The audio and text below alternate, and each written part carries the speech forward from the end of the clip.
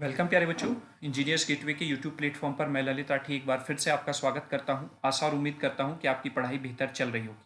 और जैसा कि आप यहां पर देख रहे होंगे कि आज यहां पर थोड़ा सा आप सोच रहे होंगे कि हम यहां पर इंजीनियरिंग मैथमेटिक्स सेकंड की बात क्या करने वाले हैं। तो बेसिकली मैं यहाँ पर इंजीनियरिंग मैथमेटिक्स सेकंड की बात करूँगा आपसे, क्योंकि बच्चे यहाँ पर कह रहे हैं कि सर कुछ मैथ का भी पोर्शन हमको प्रोवाइड करा दीजिए, कुछ इलेक्ट्रिकल का भी हमको प्रोवाइड करा दीजिए जो एग्ज़ाम के पॉइंट ऑफ व्यू से इम्पॉर्टेंट हो। तो बेसिकली आज हम बात करेंगे कि इंजीनियरिंग मैथमेटिक्स सेकंड में यूनिट वाइज जो इम्पॉर्टेंट टॉपिक्स हैं उसकी हमको यहाँ पर बात करनी है। बेसिकली बच्चों के कहने से मैंने लास्ट 5 से 6 क्वेश्चंस पेपर को मैथ सेकंड के एनालाइज किया, चाहे वो फर्स्ट सेमेस्टर के हों या सेकंड सेमेस्टर के हों। तो जहाँ तक मुझे जो चीज़ें समझ में आई वो मैंने कुछ इंपॉर्टेंट टॉपिक्स आप लोगों के लिए यहाँ पर निकाले हैं यूनिट वाइज। किसी यूनिट से 4 टॉपिक हैं, किसी यूनिट से 3 टॉपिक हैं, तो वो आप जरूर उनको ध्यान में रखें। और अगर आपका कोई उनमें से टॉपिक छूट गया है, यानी कि आपने कोई तैयारी नहीं की है, तो आप उस टॉपिक को कहीं से भी आप पढ़ रहे हो, मुझे उससे कोई मतलब नहीं है। आप इंजीनियरिंग मैथमेटिक्स सेकंड कहीं से भी पढ़ रहे हो, लेकिन इन इंपॉर्टेंट टॉपिक्स को ध्यान में रखते हुए उनको अच्छे से आप कवर अप कर लें। ये बस मेरा कहना है। इस वीडियो का उद्देश्य यही है कि बच्चों को कुछ डायरेक्शन मैं प्रोवाइड करा सकूं। कहीं ना कहीं 10% भी अगर मेरा ये जो गैस है इससे बच्चे को हेल्प मिल गई तो मैं खुश हूं कि हाँ, मैं बच्चों ने जो मुझसे मांगा था उसमें मैंने कुछ ना कुछ कंट्रीब्यूशन जरूर कर दिया है। तो आज का जो टारगेट है, हम एक नई श्रृंखला को यहाँ पर स्टार्ट कर रहे हैं जिसका नाम है उम्मीद श्रृंखला। ठीक है, और ये उम्मीद श्रृंखला हम कंटिन्यू रखेंगे हर एक सब्जेक्ट के लिए। हर एक सब्जेक्ट के लिए इस श्रृंखला में कुछ ना कुछ बेहतर, कुछ ना कुछ रोचक जरूर देखने को मिलेगा। तो आज हम इस उम्मीद श्रृंखला में इंजीनियरिंग मैथमेटिक्स सेकंड के इंपॉर्टेंट क्वेश्चंस की बात करने वाले हैं यूनिट वाइज। यानी कि हर एक यूनिट से कौन सा टॉपिक ऐसा है जिस पर आपको ज़्यादा फोकस करना है और किस पर आपको ज़्यादा फोकस नहीं करना है, यहाँ से आपको ये क्लियरिफिकेशन हो जाएगा। ये सारे इंपॉर्टेंट टॉपिक्स मैंने लास्ट ईयर के क्वेश्चंस पेपर को एनालाइज करके ही आपको प्रोवाइड यहाँ पर करा रहा हूँ। ठीक है, तो चलिए स्टार्ट करते हैं। उससे पहले आप वीडियो को ज़्यादा से ज़्यादा बच्चों तक पहुँचा दीजिए, और वो आप कर सकते हैं वीडियो को शेयर करके। आप हमारी यूट्यूब की वीडियो को हर एक अपने सोशल अकाउंट पर शेयर कर दीजिए, जिससे कि जिस बच्चे को भी नीड हो किसी भी पर्टिकुलर सब्जेक्ट या किसी भी पर्टिकुलर टॉपिक की, तो वो वहाँ से वीडियो को पढ़ सके। क्योंकि आप ही एक मेरी सेना है जो हर एक बच्चे तक हमारी वीडियो को पहुँचा सकते हैं, हमारी रीच को बढ़ा सकते हैं। ठीक है, क्लियर हुआ? चलिए अब स्टार्ट कर लेते हैं। वीडियो को शेयर आपने कर दिया होगा। तो हम इंजीनियरिंग मैथमेटिक्स सेकंड की यहाँ पर आज बात करेंगे। यूनिट वाइज इंपॉर्टेंट टॉपिक्स हम यहाँ पर आज देखेंगे। उससे पहले थोड़ा सा आप क्वेश्चंस पेपर जो आएगा आपका, उसका पैटर्न आप समझ लीजिए। वैसे आपने सेमेस्टर फर्स्ट में तो पेपर दिए ही हैं, तो आपको पैटर्न का आइडिया है कि किस तरीके का क्वेश्चन पेपर आएगा, लेकिन मैं थोड़ा सा आपको यहाँ पर डिक्टेट कर देता हूँ। अगर आप पूरे पेपर की बात करें तो टोटल पेपर आपका 119 नंबर का बनता है। ठीक है, वो कैसे बनता है अभी हम उस पर भी बात करेंगे, लेकिन आपको जो रहता है वो 70 मार्क्स का ही मैक्सिमम अटेम्प्ट करना होता है। यानी कि आपको जो मार्क्स मिलेंगे वो 7 out of 7, sorry 70 out of 70 ही मिलेंगे। यानी कि आपको जो मैक्सिमम मार्क्स अटेम्प्ट करने हैं वो 70 मार्क्स ही आपके लिए अवेलेबल है। ठीक है, तो आप खुद अंदाजा लगा सकते हैं 70 मार्क्स और कहाँ पर 119 मार्क्स, तो कितना आपको चॉइस में क्वेश्चन मिलेगा, यहाँ से एक आइडिया हमको लग गया। सेक्शन ए की अगर हम बात करें तो सेक्शन ए में टोटल 7 क्वेश्चन होते हैं, सारे आपको अटैम्प्ट करने होते हैं। हर एक क्वेश्चन 2 मार्क्स का होता है। तो सेक्शन ए आपका 14 मार्क्स को कंटेन करके चलता है 70 में से। ठीक है, फिर वहीं पर सेक्शन बी की बात कर लेते हैं। सेक्शन बी में टोटल 5 क्वेश्चन आते हैं। आप देखिए मैथ में 5 ही यूनिट है, 5 ही क्वेश्चन पूछे जाएंगे, तो हर एक यूनिट से यहाँ पर एक लॉन्ग क्वेश्चन बनता है। ठीक है, और उसमें से केवल और केवल आपको कोई भी 3 क्वेश्चन कवर करने होते हैं। ठीक है, अब 3 क्वेश्चन कवर करने हैं, हर एक क्वेश्चन 7 मार्क्स का होता है। तो ये सेक्शन आपका 21 मार्क्स कंटेन करता है आउट ऑफ 70 में से। ठीक है, क्लियर हुआ? तो ये आपके 35 मार्क्स इन 2 सेक्शन से आपके बन जाते हैं। क्लियर? आई होप आप यहाँ पर क्वेश्चन पैटर्न को समझ रहे होंगे। वैसे आपको आपने जब फर्स्ट सेमेस्टर के क्वेश्चंस पेपर दिए हैं तो आपको क्लियर होगा किस तरीके का पैटर्न आता है। वहीं पर अगर आगे हम सेक्शन सी की बात कर लें तो टोटल 5 पार्ट्स इसमें होते हैं सेक्शन सी में। ये क्वेश्चन वाइज होते हैं, question number 3rd 4th 5th 6th और 7th तक ये जाते हैं। हर एक पार्ट में 2 क्वेश्चन होते हैं, यानी कि अगर मैं सेक्शन सी में बात करूं तो टोटल 10 आपके लॉन्ग क्वेश्चन यहाँ पर रहते हैं। हर एक क्वेश्चन 7 मार्क्स का होता है, लेकिन आपको हर पार्ट में से एक ही क्वेश्चन को क्या करना होता है, अटेम्प्ट करना होता है। तो दैट मीन्स 5 पार्ट्स, तो आप 5 क्वेश्चन वहां पर अटेम्प्ट करेंगे। हर एक क्वेश्चन आपका 7 मार्क्स का होता है। तो दैट मीन्स यहाँ पर आपका ये सेक्शन 35 मार्क्स आपके कवर करता है आपके एग्जाम, यानी कि आउट ऑफ 70 में से। तो आपके तीनों सेक्शन मिलाकर 70 मार्क्स के बन जाते हैं। तो आई होप आप पैटर्न को समझ गए होंगे, किस तरीके का पैटर्न एग्जाम का होता है, क्वेश्चन पेपर का होता है। ये आप इंजीनियरिंग मैथ सेकंड की ही हम बात नहीं कर रहे, आपके हर एक सब्जेक्ट का पैटर्न यही रहता है। ठीक है, क्लियर। चलिए अब बात कर लेते हैं इंपॉर्टेंट क्वेश्चंस की यूनिट वाइज। तो जैसे पहले हम बात करें यूनिट फर्स्ट की, तो यूनिट फर्स्ट में मेरे पॉइंट ऑफ व्यू से जो इंपॉर्टेंट टॉपिक होता है वो है आपका CF और PI पर बेस्ड क्वेश्चन। यहाँ से आपका बेसिकली 2 मार्क्स के जो क्वेश्चंस होते हैं वो थोड़ा सा ज़्यादा पूछे जाते हैं, उनकी जो प्रायोरिटी होती है 2 मार्क्स के क्वेश्चंस की वो यहाँ से ज़्यादा बनती है CF और PI पर बेस्ड। वहीं पर अगर हम दूसरी तरफ बात करें साइमल्टेनियस लीनियर डिफरेंशियल इक्वेशन की, तो ये बहुत बहुत ज़्यादा इंपॉर्टेंट टॉपिक है, वेरी वेरी इंपॉर्टेंट। ठीक है, ये आपका टॉपिक है और इसमें से क्वेश्चन आपको डेफिनेटली देखने को मिलेगा एग्जाम हॉल में। और जितने भी मैं इंपॉर्टेंट टॉपिक्स बता रहा हूँ यहाँ पर सब लॉन्ग क्वेश्चंस के पॉइंट ऑफ व्यू से इंपॉर्टेंट होने वाले हैं। ठीक है, तो ये आप ध्यान रखें, 7 मार्क्स के पॉइंट ऑफ व्यू से मैं यहाँ पर बात कर रहा हूँ। तो साइमल्टेनियस लीनियर डिफरेंशियल इक्वेशन पर बेस्ड क्वेश्चन डेफिनेटली आपको मिलेगा ही मिलेगा एग्जाम हॉल में। वहीं पर चेंजिंग द इंडिपेंडेंट वेरिएबल्स और नॉर्मल फॉर्म पर बेस्ड क्वेश्चन भी आपको जरूर मिलेगा। ये तो देखिए यहाँ पर तो ऑप्शन है CF और PI किसको टक्कर दे रहा है, साइमल्टेनियस लीनियर डिफरेंशियल इक्वेशन वाले क्वेश्चन को, लेकिन यहाँ पर तो कोई इसके आमने सामने है ही नहीं। तो ये भी बहुत इंपॉर्टेंट टॉपिक बन जाता है, very very very important topic है आपका चेंजिंग द इंडिपेंडेंट वेरिएबल और नॉर्मल फॉर्म पे बेस्ड क्वेश्चन। देखिए ज़्यादा डिटेल में मुझे नहीं पता है मैथ के क्वेश्चंस के बारे में, किस पैटर्न में क्या होता है, किस तरीके से आप सॉल्व करते हैं, लेकिन मैं यहाँ पर केवल और केवल एक आपको टॉपिक्स का आइडिया दे रहा हूँ जिनको आपको करके जाना ही जाना है, छोड़ना नहीं है ना। फिर आगे बात करें methods of variation of the parameters. इसमें 2 तरीके से आपका क्वेश्चन बनता है। पहला क्वेश्चन है बाय यूजिंग द कॉची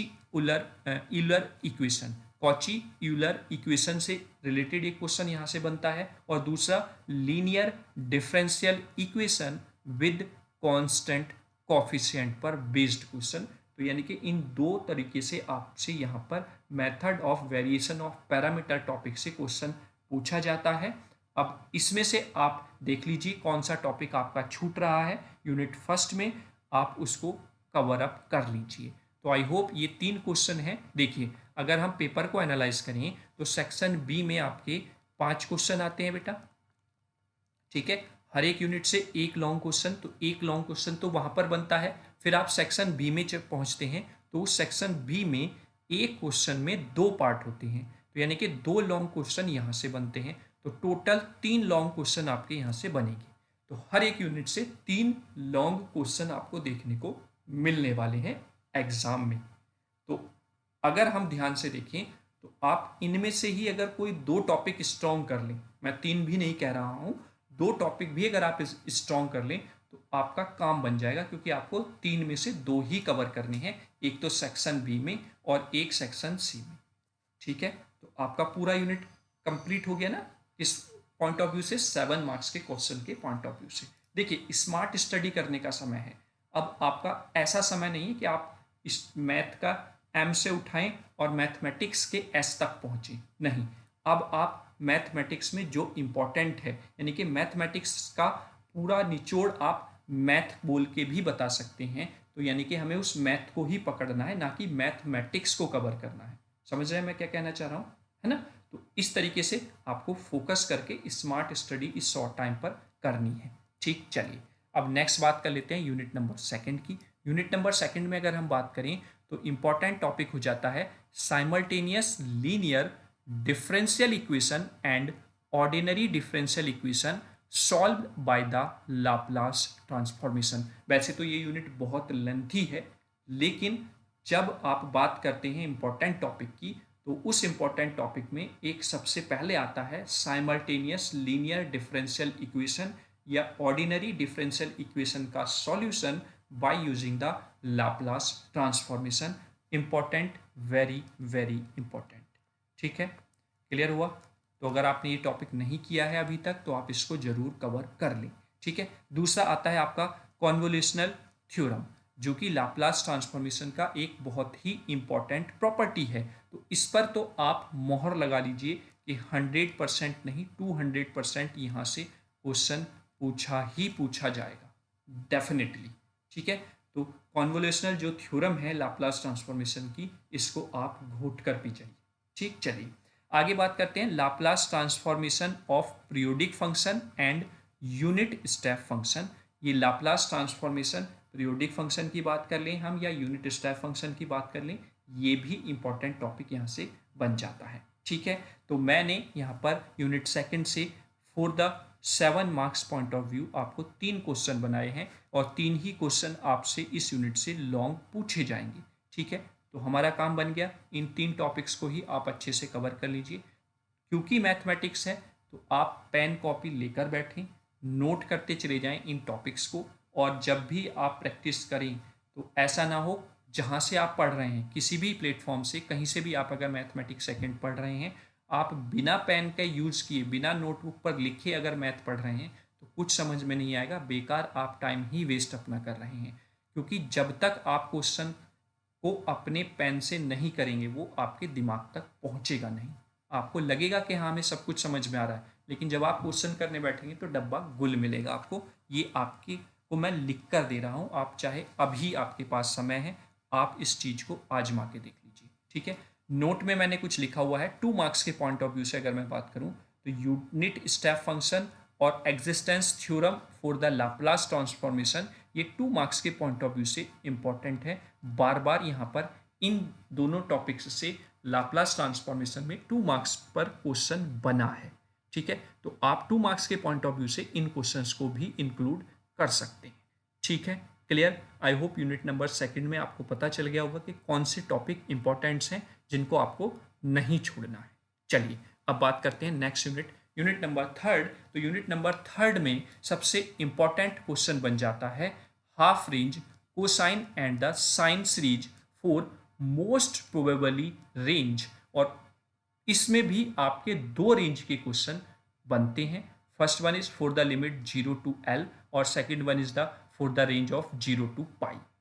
और अगर मैं इनमें भी आपको बात बताऊं तो ये वाला क्वेश्चन ज़्यादा इंपॉर्टेंट है, यानी कि for the limit of 0 to L compare to the 0 to pi. Important दोनों हैं, लेकिन अगर इसमें से मैं बताऊं आपको तो 0 to L लिमिट के लिए half range cosine and sine series का जो क्वेश्चन है वो इंपॉर्टेंट हो जाता है। ठीक है, वहीं पर नेक्स्ट करते हैं बात फोरियर सीरीज की। तो Fourier series for the continuous function और डिसकंटिन्यूअस फंक्शन दोनों के लिए एग्जाम में बार बार पूछा जाता है, और दोनों फंक्शंस पर बेस्ड जो फोरियर सीरीज का क्वेश्चन है वो for the both range 0 to 2 पाई और -पाई टू पाई दोनों रेंजेस के लिए इंपॉर्टेंट है। मतलब कंटिन्यूअस फंक्शन की बात करें तो for the limit 0 to 2 pi as well as for the -pi to pi, और ऐसे ही आपका discontinuous function for the limit या रेंज फॉर 0 to पाई और range for -pi to pi दोनों के लिए इंपॉर्टेंट है। और वैसे ही जैसे हमने पहले क्वेश्चन में आपको इंपॉर्टेंट बताया फॉर 0 to L, वैसे ही अगर आप इंक्लूड करना चाहें तो -पाई टू पाई ये क्वेश्चन ज़्यादा बार पूछा गया है। ठीक है, यानी कि ये ज़्यादा इंपॉर्टेंट हो जाता है compare to 0 to 2 pi range. Clear, I hope आप समझ गए होंगे क्वेश्चन नंबर सेकंड, यानी कि टॉपिक सेकंड जो मैं यहाँ पर यूनिट नंबर थर्ड में बता रहा हूँ वहाँ पर आपको किस तरीके से क्वेश्चन को तैयार करना है। And last one is most important. तो मैं आपको ये बताना चाहता हूँ कि ये क्वेश्चन भी वेरी वेरी इंपॉर्टेंट है। और उम्मीद है मुझे कि आपको ये मैंने 3 टॉपिक बताए हैं, इन तीनों टॉपिक में से ही आपको 3 क्वेश्चन मिल जाएंगे, और कुछ आप इसमें से ना पढ़ें तो बेहतर रहेगा। ठीक है, क्लियर। देखिए, बेसिकली तो गैस पेपर है, पूरे सिलेबस में कुछ भी एग्जामिनर पूछ सकता है, लेकिन जहाँ तक कि गैस है वो आपका डेफिनेटली सही होगा, क्वेश्चन आपका फंसेगा। ठीक है, नेक्स्ट है आपका रेशो टेस्ट। रेशो टेस्ट में 2 तरीके से होता है, एक तो कंपैरिजन टेस्ट होता है और एक रेबीज टेस्ट होता है। रेबी टेस्ट या कंपैरिजन टेस्ट दोनों आपका इंपॉर्टेंट होता है। ठीक है, क्लियर। तो आपको दोनों क्वेश्चंस को यहाँ पर इंक्लूड करना है, दोनों टेस्ट जो है यहाँ पर इंक्लूड करके चलने हैं अपने यूनिट नंबर 3 के इंपॉर्टेंट क्वेश्चन बैंक में। Clear. I hope question number 3 of the series unit 3 आप समझ गए होंगे।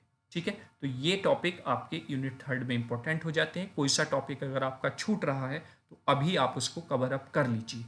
ठीक, चलिए next question number unit number 4 की हम बात करते हैं। यूनिट नंबर 4 में कौन से टॉपिक इंपॉर्टेंट हैं? तो यूनिट नंबर 3 में जो इंपॉर्टेंट टॉपिक है सबसे, वो है problem based on Cauchy Riemann's equation and differentiability at origin 0 0। मतलब जो बेस्ड है प्रॉब्लम कॉची रायमन इक्वेशंस पर और डिफरेंशिएबिलिटी एट ओरिजिन 0, ये इंपॉर्टेंट टॉपिक आपका है।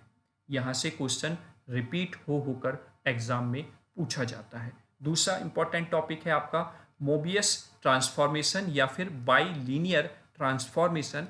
दोनों में से आपका एक डेफिनेटली पूछा जाएगा। और सबसे इंपॉर्टेंट, जहाँ पर मैंने और कुछ भी नहीं लिखा है एंड या स्लैश करके, वो है आपका माइनस Thomson method. Milne Thomson method आपका इंपॉर्टेंट टॉपिक हो जाता है। ठीक है, ये मैं लिख देता हूँ, वेरी वेरी वेरी इंपॉर्टेंट। ठीक है, क्योंकि यहाँ पर और कोई इसके कंपैरिजन में नहीं है, डेफिनेटली यहाँ से क्वेश्चन बनेगा ही बनेगा। तो आप यूनिट 1 से यूनिट 4 तक आ गए हैं। 1 या 2 क्वेश्चन हर यूनिट में आपको ऐसा मिल रहा है जो डेफिनेटली पूछा जाएगा। तो अब आप बताइए, सेक्शन बी कैसे आपका कमजोर रह सकता है, सेक्शन सी आपका कैसे कमजोर रह सकता है, जब हमें एक एक टॉपिक ऐसा पता ही है मैथ में कि जो पूछा जाना है, तो फिर हम उस टॉपिक पर क्यों ना टाइम ज़्यादा इन्वेस्ट करें। ठीक है, स्मार्ट स्टडी करिए बेटा, स्मार्ट स्टडी। ये समय आपका स्मार्ट स्टडी का है। अपने नाक कान आँख सब खोल के रखिए। इस तरीके से आपको पढ़ना है। 1 घंटे में 3 घंटे का कवर करके चलोगे आप इस समय जो पढ़ोगे, क्योंकि इस समय आपका पूरा माइंड फोकस के साथ पढ़ेगा। ठीक है, तो इस समय का अपने माइंड का यूटिलाइज अच्छे तरीके से करें, समय दें अपने आप को पढ़ने में। ठीक है, तो ये टॉपिक्स आप जरूर बेहतर तरीके से कर लें। ठीक, एंड लास्ट यूनिट की अगर हम बात करें, यूनिट नंबर 5, तो यूनिट नंबर 5 से जो इंपॉर्टेंट टॉपिक बनते हैं वो 3 ही हैं, और तीनों के कंपैरिजन में कुछ नहीं है। तो कहने का मतलब ये है, तीनों टॉपिक आप पढ़ के चले जाइए। कॉची इंटीग्रल फॉर्मूला, इस पर based question, Cauchy residue theorem with its application, most and important है, और टेलर एंड लॉरेंट्स सीरीज, ये भी इंपॉर्टेंट क्वेश्चन आपका बन जाता है। तो 3 क्वेश्चन 3 ही आपके एग्जाम में पूछे जाने हैं, तो तीनों आप अच्छे से कवर कर लीजिए, कोई टेंशन आपको नहीं होगी, ये गारंटी है। 5th यूनिट का कोई भी क्वेश्चन आपका नहीं छूटने वाला। ठीक है, तो ये कुछ हद तक मैंने कुछ पॉइंट्स ऑफ व्यू आपके सामने रखे। आपको कैसा ये लगा, जो क्वेश्चंस मैंने यूनिट वाइज बताए हैं? आप अपने सेमेस्टर के स्टार्टिंग से मैथ सेकंड पढ़ रहे हैं, आपके टीचर्स भी आपको बता रहे होंगे कौन सा मेथड इंपॉर्टेंट है। अगर वो मैंने यहाँ पर इंक्लूड नहीं किया है तो प्लीज़ आप उसको कमेंट बॉक्स में मेंशन कर दें कि सर ये वाला टॉपिक भी इंक्लूड किया जा सकता है एग्ज़ाम के पॉइंट ऑफ व्यू से, जो कि इम्पॉर्टेंट है। तो प्लीज़ उससे और बच्चों की भी हेल्प हो जाएगी। जितना मुझसे हो सकता था मैंने पेपर्स को एनालाइज करके आपके लिए यहाँ पर सॉल्यूशन, यानी कि कौन कौन से इंपॉर्टेंट टॉपिक्स यूनिट वाइज हो सकते हैं मैथमेटिक्स सेकंड में, वो मैंने आपको प्रोवाइड कराए हैं। तो इसी के साथ best of luck for your exam.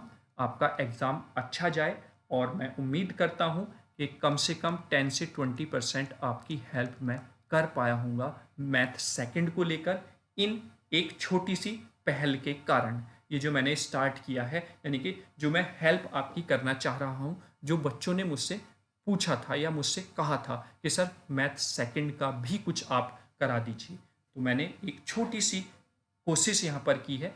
ये कोशिश कैसी है, आप इसको कमेंट बॉक्स में कमेंट करके ज़रूर बताएं। ठीक है, तो ये आज का वीडियो था, यहीं पर हम ख़त्म करते हैं।